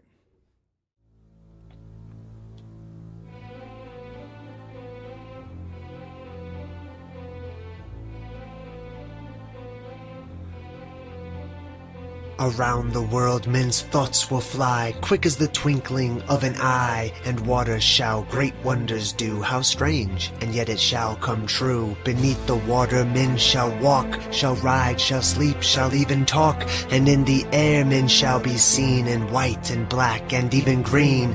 For in those wondrous far-off days the women shall adopt a craze to dress like men in trousers wear, and to cut off their locks of hair. They'll ride astride with brazen brow as witches do. On broomsticks now there'll be a sign for all to see. Be sure that it will certain be. Then love shall die and marriage cease, and nations wane and babes decrease, as wives shall fondle cats and dogs, and men live much the same as hogs. Pictures alive with movements free, boats like fishes beneath the sea. When men like birds shall scour the sky, then half the world deep drenched in blood shall die. Then half the world deep drenched in blood shall die. For those who live this century through, in fear and trembling this shall do. Flee to the mountains and the dens, to bog and forest and wild fens. For storm will rage and oceans roar, when Gabriel stands on sea and shore. And as he blows his wondrous horn, old worlds die and new be born. Fiery dragon will cross the sky 6 times before this earth shall die. Mankind will tremble and frightened be, for the 6 heralds in this prophecy. For 7 days and 7 nights man will watch this awesome sight. The tides will rise beyond their ken to bite away the shores, and then the mountains will begin to roar, and earthquakes split the plain to shore, and flooding waters rushing in will flood the lands with such a din that mankind cowers in muddy fen and snarls about his fellow men. And when the dragon's tail is gone, man forgets and smiles and carries on to apply himself. Too late, for mankind has earned deserved fate. His masked smile, his false grandeur will serve the gods their anger stir, and they will send the dragon back to light the sky. His tail will crack upon the earth and rend the earth, and man shall flee king, lord, and serf. And men will die of thirst before the oceans rise to mount the shore, and lands will crack and rend anew. You think it's strange, it will come true. And in some far-off distant land, some men, oh such a tiny band, will have to leave their solid mount and span the earth, those few to count. And those surviving this will then begin the human race again. But not on land already there, but on ocean beds stark, dry, and bare. Not every soul on earth will die as the dragon's tail goes sweeping by. Not every land on earth will sink, but these will wallow in stench and stink of rotting bodies of beast and man, of vegetation crisped on land. And those that live will ever fear the dragon's tail for many years. But time erases memory. You think it's strange, but it will be. And before the race is built anew, a silver serpent comes to view, and spew out men of like unknown to mingle with the earth, now grown cold from its heat. And these men can enlighten the minds of future man to intermingle and show them how to live and love, and thus endow the children with the second sight, a natural thing so that they might grow graceful, humble, and when they do... Okay, we're back. Hey, thanks a lot. I hope you had time to grab a drink, go to the bathroom and stuff. Ooh, popcorn. Ooh, I love that. Thanks for all the extra popcorn. I appreciate you guys. All right, we're breaking down Back to the Future Part 2. We did an extensive review on Part 1. I feel like this is even more extensive on Part 2. There's a lot of interesting stuff in here. Let's check this out. So let's go back a step, actually. So we were talking about the letter He, which is representative of the number 5 in the old language. And it basically means like spirit, essentially. And this one, hate, is the number 8. And it it's represented by the psi symbol. This is also actually physically worked out whenever you see Griff, right, trying to attack Marty with the bat. He's got 3 buddies hooked up to his hoverboard behind him with strings. So they actually make this in the movie, which is very interesting too. All right, so the dad comes in. The dad is upside down, right, which could represent all kinds of interesting things. I'm going to skip the dad for now just to move forward for the sake of time. But right here, let's just check this out. This represents the Garden of Eden. They live in the Garden of Eden symbolically. You can see that they actually put a picture of a lion statue, just like the Leon estates where they live. And here, in their little fake window that they have, is a pillar or a tree and another pillar and a tree, creating the number 11, or the 2 boundaries. And in the middle is a fountain. And it's surrounded by what looks like a garden. This is pictorially and symbolically the Garden of Eden. And that's why they have the fountain of youth right there in the middle. It is the tree of life. And these 2 pillars are the boundary markers, which I believe, and I'm guessing, but so far I have a very strong feeling that they may lie at the 88th degree of, what is it, latitude? Yeah, I think 88th degree of latitude, which is why 88 is also represented by this boundary and this boundary. These are known in ancient stories as the Pillars of Hercules.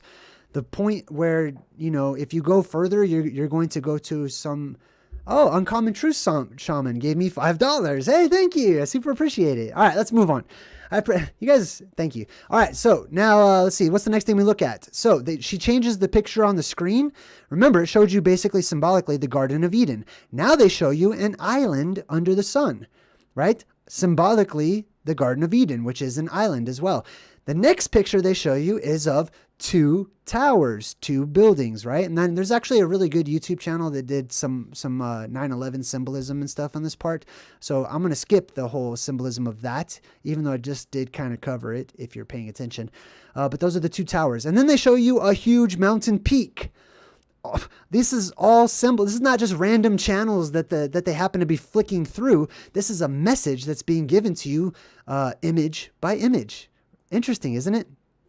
All right, so Jennifer goes and hides in the closet because she doesn't want to see all the future people or whatever. And Lorraine, the grandmother, says, "Your father's biggest problem, Marlene." Now, who is Marlene? That is Marty McFly dressed up as a girl, as his own daughter in the movie, which we just pointed out, right? Her name is Marlene, and she represents the blue beam that shoots up out of the ground, right? So let's check this out. What is the root of Marlene? Let me zoom out just a sec. As you can see here, it is mar, right? Which means to forget, right? There's other connotations as well, but basically it means to mess something up. It means to forget, right? Marlene means, mar means forget. What does lean or Lena mean, right? Let's see, this is too big. Oh, so this is the word Lena. So Mar, Lena, right? Mar means forget. What does Lena mean? Lena comes from Helena and means light, bright, and shining. Marlena means the forgotten light. That's what that means. And we have collectively forgotten about the light. We have forgotten about the true light, not the sunlight. I'm not talking about that. I'm talking about the light of the world, the light in the world, the light of the world, the spirit of the world. Angel Love Bud just gave me $5. Thank you. I appreciate it. Man, thanks. So it's related to the word marsh as well. So it says from the Proto-Germanic mari, which means sea. from the Proto-Indo-European root mori, which means body of water. So we've got a symbolism of a huge body of water, right? And then we've got something coming up out of that huge mari, a huge body of water. Oh, Mary, that's what it was. I'm like, where am I going with that? Mary. Mari can also be pronounced Mary. Mary represents a huge body of water that the light comes up out of. That huge body of water encircles an island, which is known as the mysterious island, the secret island. It's the North Pole. Okay, it's the land that used to be there, and it's surrounded by the Arctic Ocean, or the ocean under the arc or arch above us, right? And Mari is Mary, and Mary is the virgin woman who gives birth to the light of the world. And symbolically, around little baby Jesus's head, you can see a circle with, if you use your imagination, you could see that that's a cross, right? I mean, obviously it has to be, right? It's an X. It's a tet. It is the tet symbol right there. Interesting. Now check this out. There's a song called Three Marlenas, right? From the 90s when I was in high school and stuff. And man, what was the band that sang that? Oh, the Wallflowers. That's right. So the Wallflowers did this song called Three Marlenas. 1, 2, 3 Marlenas. I can't sing, sorry. But here's some lyrics to the song. She always prayed to heaven lights. 1, 2, 3 Marlenas. Let me make that bigger. There we go. She always prayed to heaven lights. 1, 2, 3 Marlenas. There's got to be someone we can trust out here among us. 1, 2, 3 Marlenas, which is the Marlenas are the lights that come up out of, the middle of the world. It's see no, speak no, hear no evil about us. The three Marlenas. The speak no, see no, and hear no evil I talk about and reference in my book, Ancient Oblivion. I have a whole chapter. Each one of those has a chapter, by the way. He says, man, I think I'm going to buy myself a Rolls is the next line. You can't see it. Hold on. Do you see that? I think I'm going to buy myself a Rolls.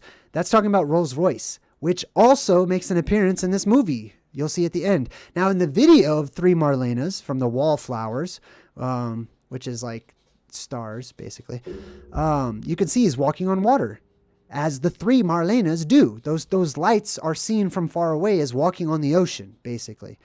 And that's why they have, the Jesus walking on water symbolism. It would kind of look like this, but three of them, essentially. All right, so I also wanted to just kind of point out that they showed you the light of Sophia once again. And then it talks about how he ended up in an automobile accident with a Rolls Royce, right? Now, outside, Marty and Doc have parked their car. They're going to try to go in and do a rescue operation to get the past Jennifer out of future Jennifer's house. And the word Jennifer basically is related to like genie and stuff like that. It basically means the mother of the jinn, essentially. And she also wears blue, you'll notice.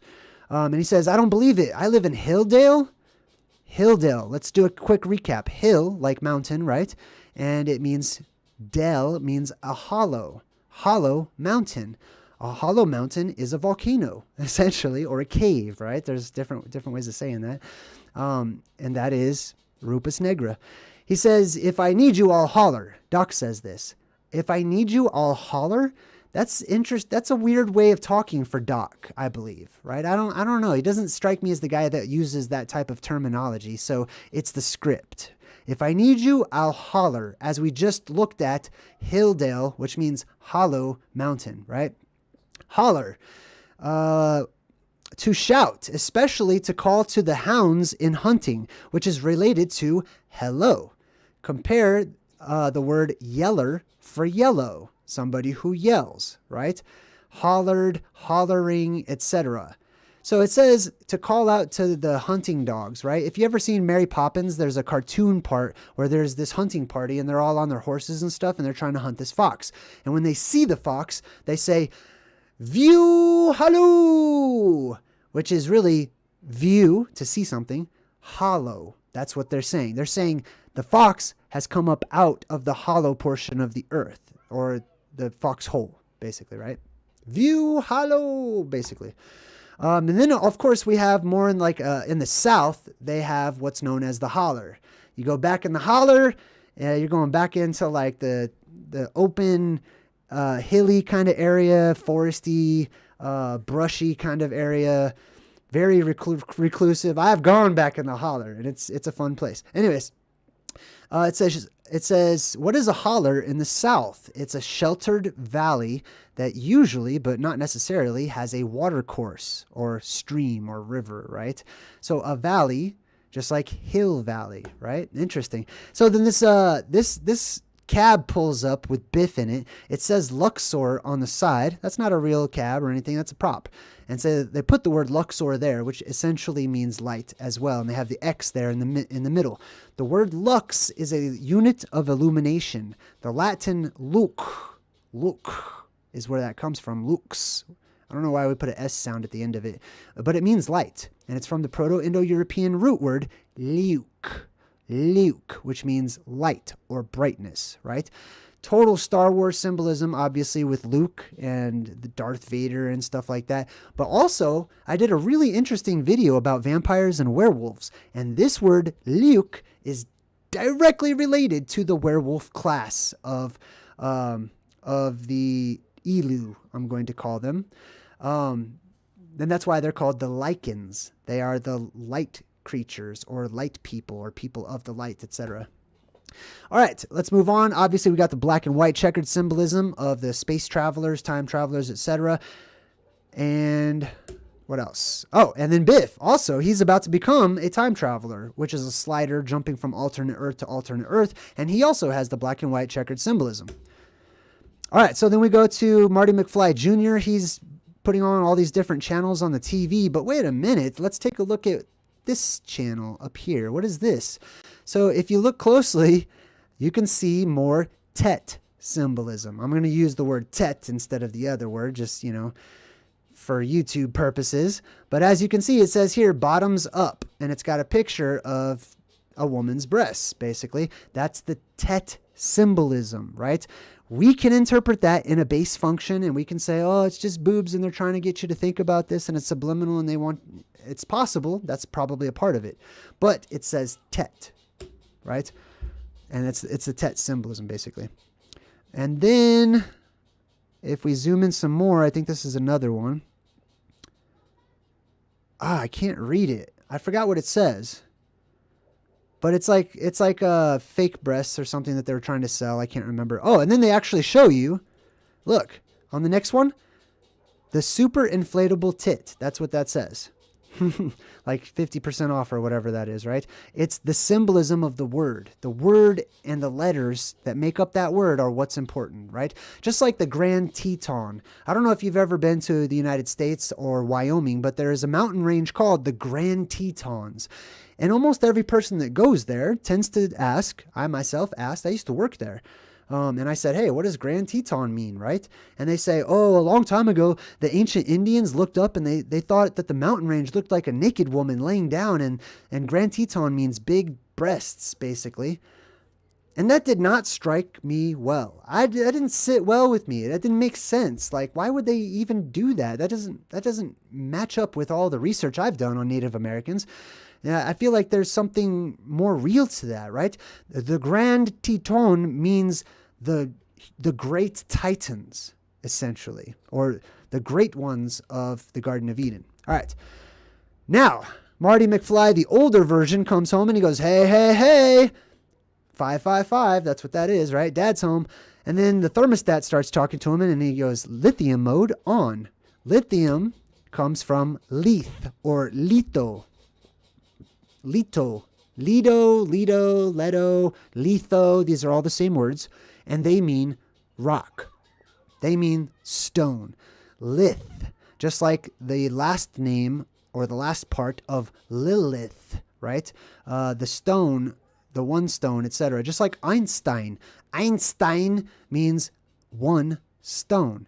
Ein, zwei, drei, 1, 2, 3. Ein is one. Stein means stone. One stone. It's a reference to the one stone of the world, the one rock of the world, the cornerstone of the world, which is Mount Meru, Rupus Negra, etc.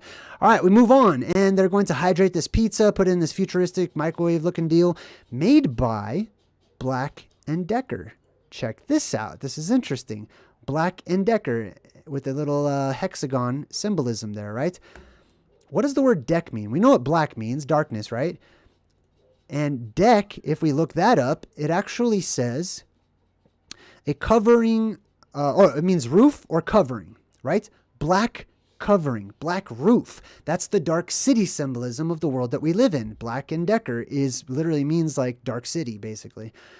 And then she says hydrate level 4. That's just one of the many number 4 references when it comes to Marty or his family that I've seen in this movie. So I just wanted to capture that for us real quick. It's also the four lands at the North Pole, etc. And then the pizza comes out. The pizza, I know that there's some nasty symbolism when it comes to pizza and, you know, politics and stuff like that. I don't like talking about it because it makes my stomach upset to hear it.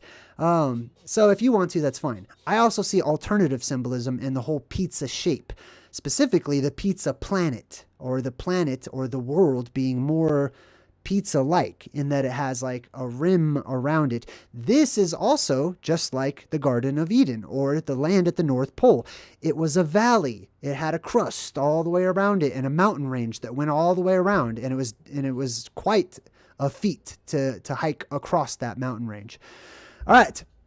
And then we got the fruit coming down here. And this is interesting because it's more garden symbolism, obviously, but it says garden center or garden in the center garden or the Garden of Eden, etc. Right?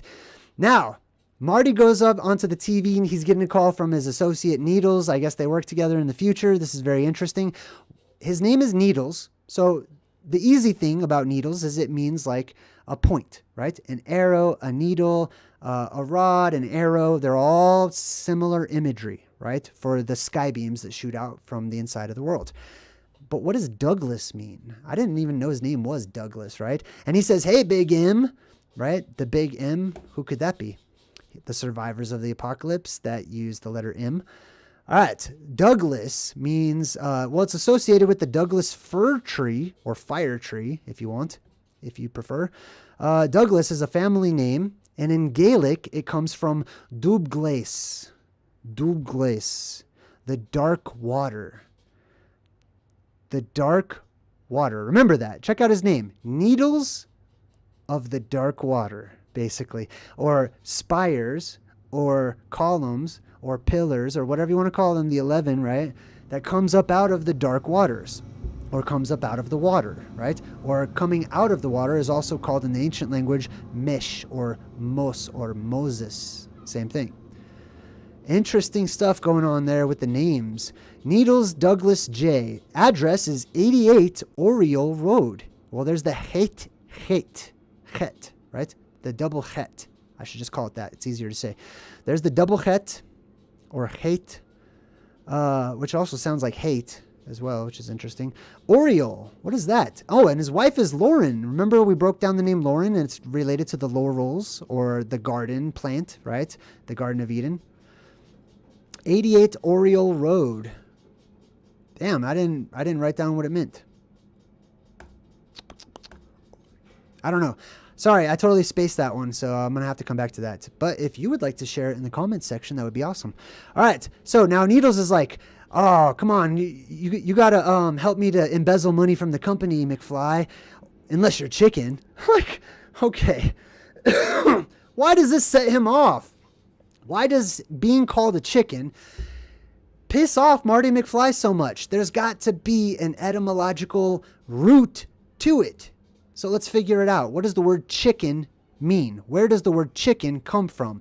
It comes from many places. One of those is in German, it's Kuchen. Kuchen, chicken. From the root word kuk, which is where we get kooky from. They're creepy and they're kooky, right? Kook, the chickens, okay? Also related to the word coke. I'm going to pronounce it differently so I don't get picked up by the algorithm. What else? Chichen. It's also pronounced chichen, right? Generic words for chicken in Indo-European tend to be extended uses of hen words, as hens are more numerous than the cokes among domestic fowl, but occasionally they're from words of the young. Where am I getting? Hold on one second. I lost myself here. Chicken. Oh, kick. Oh, that's right. It's he. It's het het. Kaket. Basically, it's hey hey. Okay, it's hey hey. That's what chicken is. It's hey hey, or hate hate, or eight eight. Chick on of the 88, right? And so people who are from the world tree, like the Tatarians, right? Those people leave that area and become wanderers and strangers that show up in random places where people see them as being totally different. They see them as being kind of out there and wacko and different, which is why they changed this rooster or whatever it is. This rooster was not all retarded and dumb looking and stuff or whatever, excuse the terminology. Originally in Moana, it was actually quite confident and seemed to be of one mind or whatever, but then they changed it and made it all kooky looking, and that's why. All right, I hope that made sense to you guys. All right, so he says, here's my card. You want me to do it, Needles? I'm not a chicken. I'm not a kook, basically. Where does he work? Let's look at his card. Oh, he works for a company called Cusco. So let's check this word out, shall we? Cusco, city in Peru, former capital of the Inca Empire. Cusco! I just think of the Emperor's New Groove. Literally, Cusco means navel, in a figurative sense, meaning the center or the navel of the world. Whew. Like, they just keep stacking on more and more center of the world symbolism all over the place. And that's what Cusco means. All right, so we go back outside, and old Biff, stole the time machine, went back in time, gave himself the magazine that's going to make him rich, comes back to the present time, and it looks like he's having a heart attack, right? I mean, I'm not surprised, right? Usually angry people who are pissed off their whole life, tend to have heart attacks. But he's actually about to disappear, just like Marty was about to disappear in part 1, and his brother and sister on each side of him were about to disappear in part 1. It takes some time for that to happen. So now this is happening to him. He's about to die. He's about to just be erased from existence. And then Doc at the same time is saying, oh, I never got to visit my Old West favorite time or whatever. And he wants to go back to the Old West. All right, so here, they're about to drop off Jennifer back at her house. They just leave her wherever. That's her role. In this movie, her role is to just ditch her, basically, wherever they feel like it. They'd knock her out and they just drop her off. This is crazy. Blows my mind. So Marty has some concerns because this is his girlfriend and he's a stellar boyfriend, right? So he's like, you should be able to convince her that it was all a dream or whatever. So he's the dream master, basically, once again. So they drop off Jennifer, which, by the way, he makes the point of saying, I don't remember bars on this window. The window is also the hay.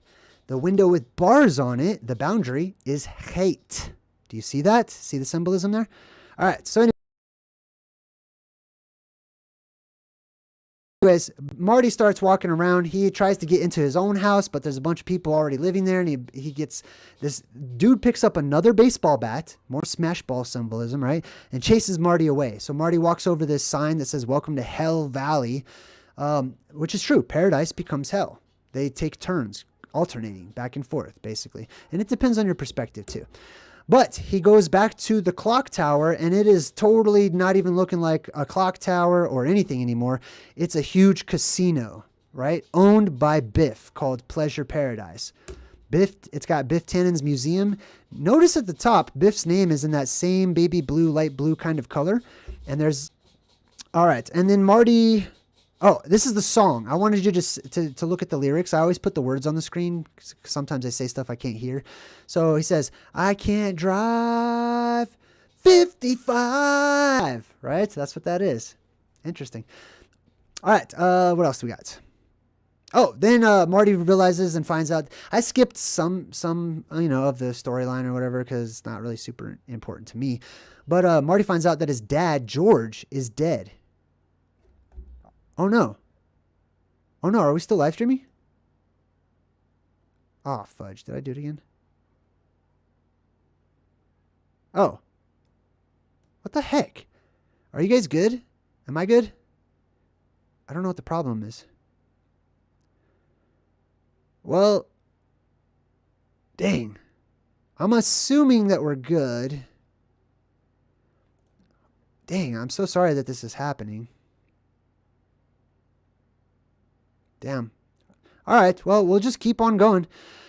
No problem, no problem. All right, so they look at George's tombstone, right? George is also the same word as gorge. Now look at George's middle name. Do you remember what it means? Douglas. Remember that? So the gorge, out of the dark waters. The mountain, out of the water. Mount Meru, essentially. All right, anyways, that's pretty interesting stuff. Now they go back to Doc. Doc is trying to explain. Oh, 92 likes. Wow, thank you. Hey, thanks for all the likes. I super appreciate it. That blows my mind. You guys liked the video before I could. Thank you. So Doc is explaining how these alternate timelines work. Now, instead of a timeline, imagine that this is just one path that one individual is taking to travel to alternate Earths, alternate worlds. And he says the timeline skewed into this tangent, meaning we left at this point. This is our plasma apocalypse. We flew up into the sky, went to some other alternate Earth, and we landed here. In my mind, that's kind of what he's saying there. An alternate Earth to you, me, and Einstein, or the one stone, but not to everybody else. Everybody else in this alternate Earth thinks that it's all normal, thinks that this is the way it's always been, but we have different memories. We have different recollections. Isn't that something strange? But reality for everyone else. Nobody sees... Like, basically, it's like in Westworld, whenever the robots are like, doesn't look like anything to me, or whatever, right? All right, so then he zooms in on the newspaper. You can see the almanac in Biff's pocket. That just reminded me of Roger Rabbit, because that's how they find the will of Acme. Then it says, Emmett Brown is committed. Now, remember, Emmett means truth. It's also time backwards, depending on how you spell it. But Emmet means truth. Truth, and then Brown means shining. Or light of truth, right? That's why he represents that. But he's been in one timeline or in one alternate Earth where it's one color of sky different from our own, or maybe the same color as our own. Probably, most likely, the blue sky. He's committed. He's a wacko. He's crazy. They reject wisdom. They reject the ancient ways and stuff. Are we still good? I just want to double check. Can you guys give me a thumbs up if there's no problems and it's running smoothly, please? If not, I would appreciate a little bit of feedback. That'll help us out a little. My son is downstairs watching Netflix or something using the internet, so maybe that's what it is. Hopefully it's all good. Okay, I'm getting a lot of thumbs up, so we're going to keep continuing on. Thank you so much for your help. I appreciate you all. All right, so in that one, Doc Brown is committed. In another world, he would be applauded, right? Which you'll see that's what happens. All right, so Marty goes up to the rooftop, right, to the top of the world, figuratively speaking, and he's forced to take a leap of faith at the top of the world. The buildings usually represent, on a small scale, our entire world, okay? This one definitely does. Marty goes to the roof, or to the top of the world, and he has to make a leap of faith, where Biff is like, go ahead, kid, jump. I can't do a good Biff. Probably hurt my throat to do that. And you see notice that the light is red behind him instead of blue? Throughout this entire scene, they have that light red. At the top, above our world, is red light. It's the plasma sphere, as they call it in academics.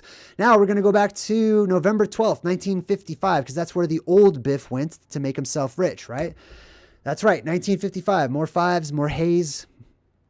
And it could mean that point in time, because they're like, wow, of all the places in time that he could have went, you know what I mean? He could have went back and made himself rich by talking to his other distant relatives. You know what I mean? He specifically chose 1955 on that particular date. And then they're sitting in the car having this casual conversation like, wow, that's weird, isn't it, Doc?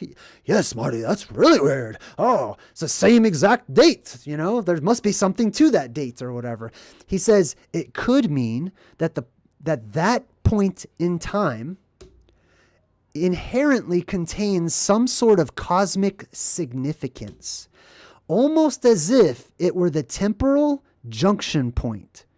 right? There are temporal junction points, which I call the plasma apocalypse, right?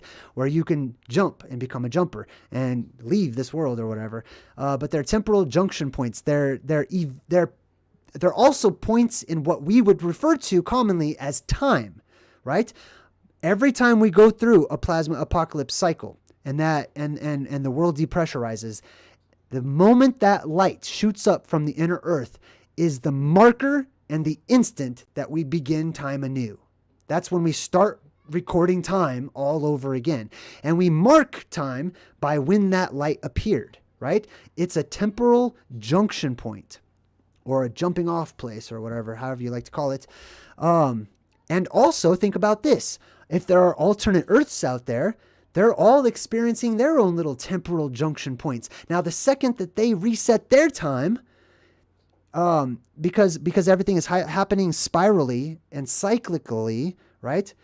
We can understand that their 1955 or whatever it's going to be is going to be very similar to how much time has passed in our 1955. It's really boils down to math, which is really not one of my favorite subjects whatsoever. But mathematically, if you get enough clues, you can figure out when certain events are more likely to pop off on each alternate Earth that is out there. I felt like that was super deep, so we're just going to keep on going. On the other hand, it could just be an amazing coincidence. Right? The movie is making a point that it's not an amazing coincidence, right? Obviously. And then right behind him, you see the flux capacitor. That deserves another shout out as being the Vav, or the ancient depiction of the Vav or the hook, which was what makes time travel possible. So they're going to go back.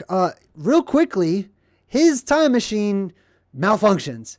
And it's like, skirt, oh, what, 1885? And he's like, pow, and he hits it or whatever. And then like the right time pops up or whatever. And he's like, oh man, I got to get that thing fixed. Yeah, you think that might be important to maybe like fix your time machine so that you end up in the right place? You know what I mean? Like, yeah, definitely. That part just cracked me up. Instantaneously transforming around Jennifer and Heidi.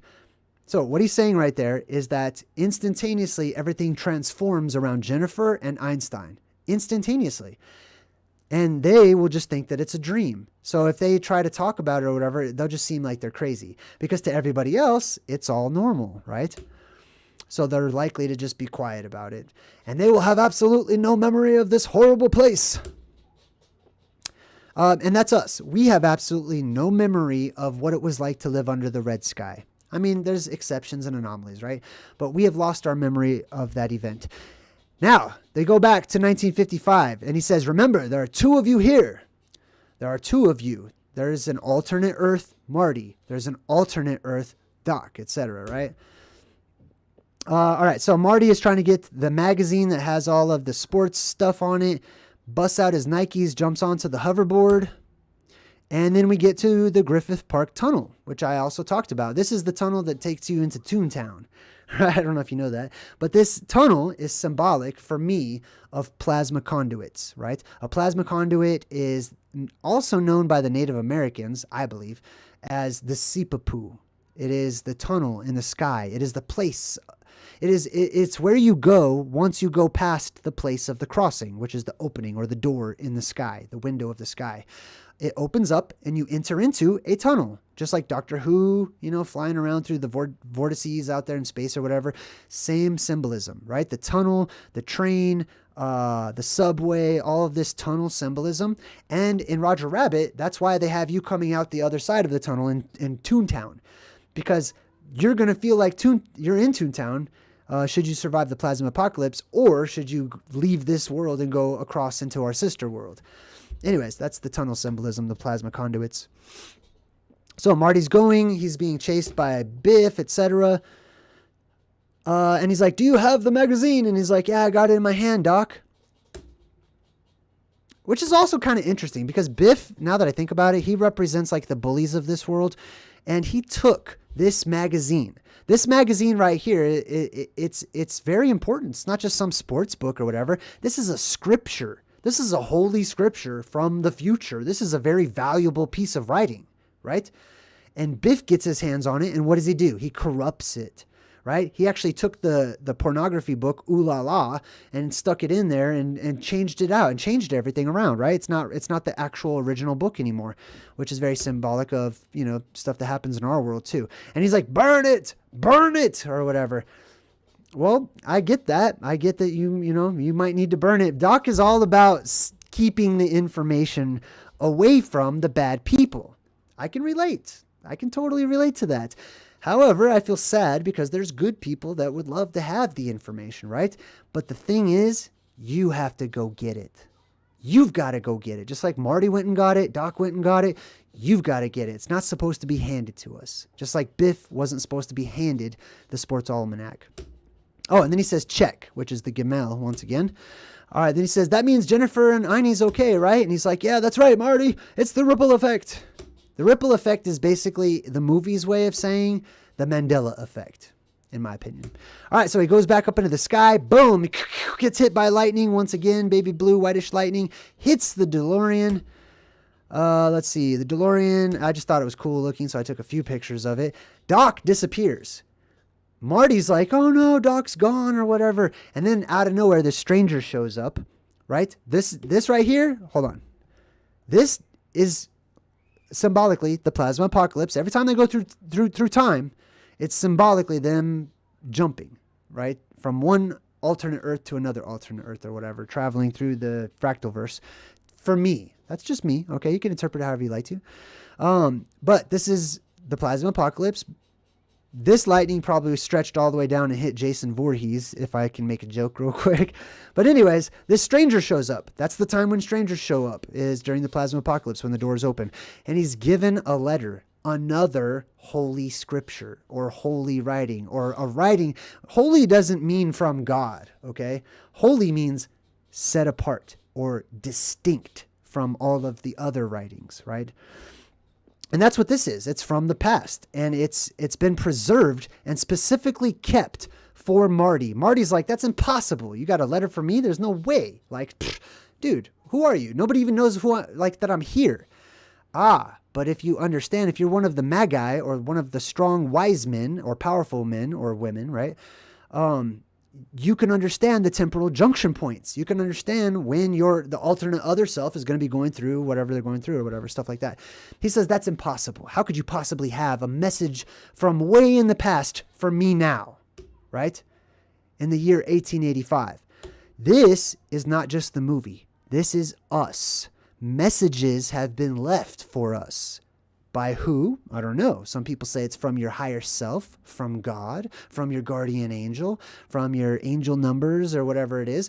Messages, little breadcrumbs are being purposefully placed in my path, for me at the very least. And I've ignored those messages until life walks right up to me as a stranger and says, here, boom, here's your sign. Here's your information. Angel, hey, thank you. I appreciate your donation. Thank you. All right, he's in the year 1885, so that has two eights, right? 2 8s in 1885, so they go back 100 years. Kaboom! Marty's like, damn, I need to go talk to the alternate Earth Doc that's here already, so I can leave, right? It's a good thing this Doc takes care of himself, because he's pretty important. So the lightning hits the tower once again, which is symbolic of Mount Meru, etc., and the pillars and the land of the pillars. What was that Islamic land of the pillars? Something of the pillars. Imam or something? I can't remember. I have to look it up again. Anyways, the lightning hits. Bzz, bzz, bzz. We go back through all that. Marty comes back and he's like, I just sent you into the future. And he's like, yeah, I know, Doc, but I'm back. I'm back from the future. And then Doc passes out. Why? Because he told us why, right? Whenever you encounter alternate Earth versions of people who are already on your world, it's overwhelming to your central processing unit, your brain and your body, and your chemicals go into crazy mode and you get overwhelmed and pass out, basically. Some people do. And then, of course, we have the fiery pillars, or the number 11 there. There's a 9 up there too. And that is the end. I already talked about this other symbolism in the back in the last movie, so I'm not going to go over that again, but that is Back to the Future Part 2, to be concluded with Back to the Future Part 3. which I would like to do next time around. I do want to give a shout out. I'm actually not going to be here at my little house where I do my work in my studio or whatever next week. On Monday, I'm going to be leaving, and I'm going to be going on a road trip all the way down to Arizona, 88 miles an hour, probably the whole way. I don't know. But I'm going to be down in the Jackalope Freedom Festival, where I've been invited to be a speaker. I'm honored, and I want to say thank you to everyone who's putting that together. Alma, thank you very much. It is an honor for me to be invited to speak to other people about the things that I've just shared with you.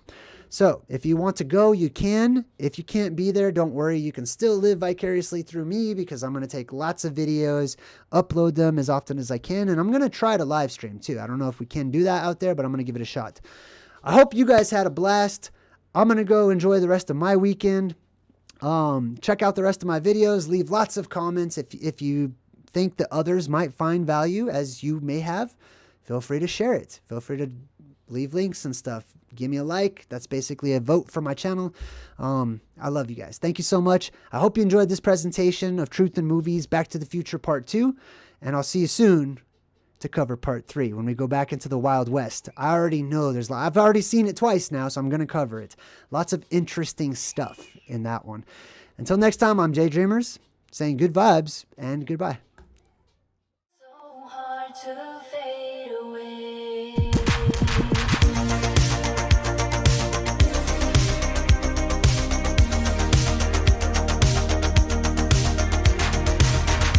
I try so hard to fade away, but something's forcing me to stay. It'd be easier for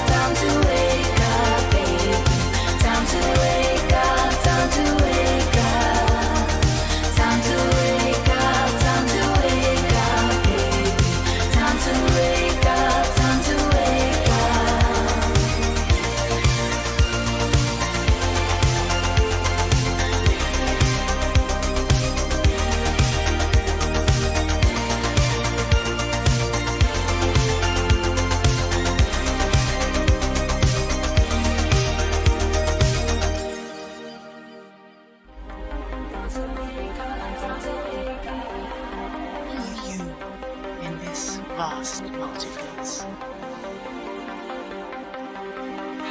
Your powers collide.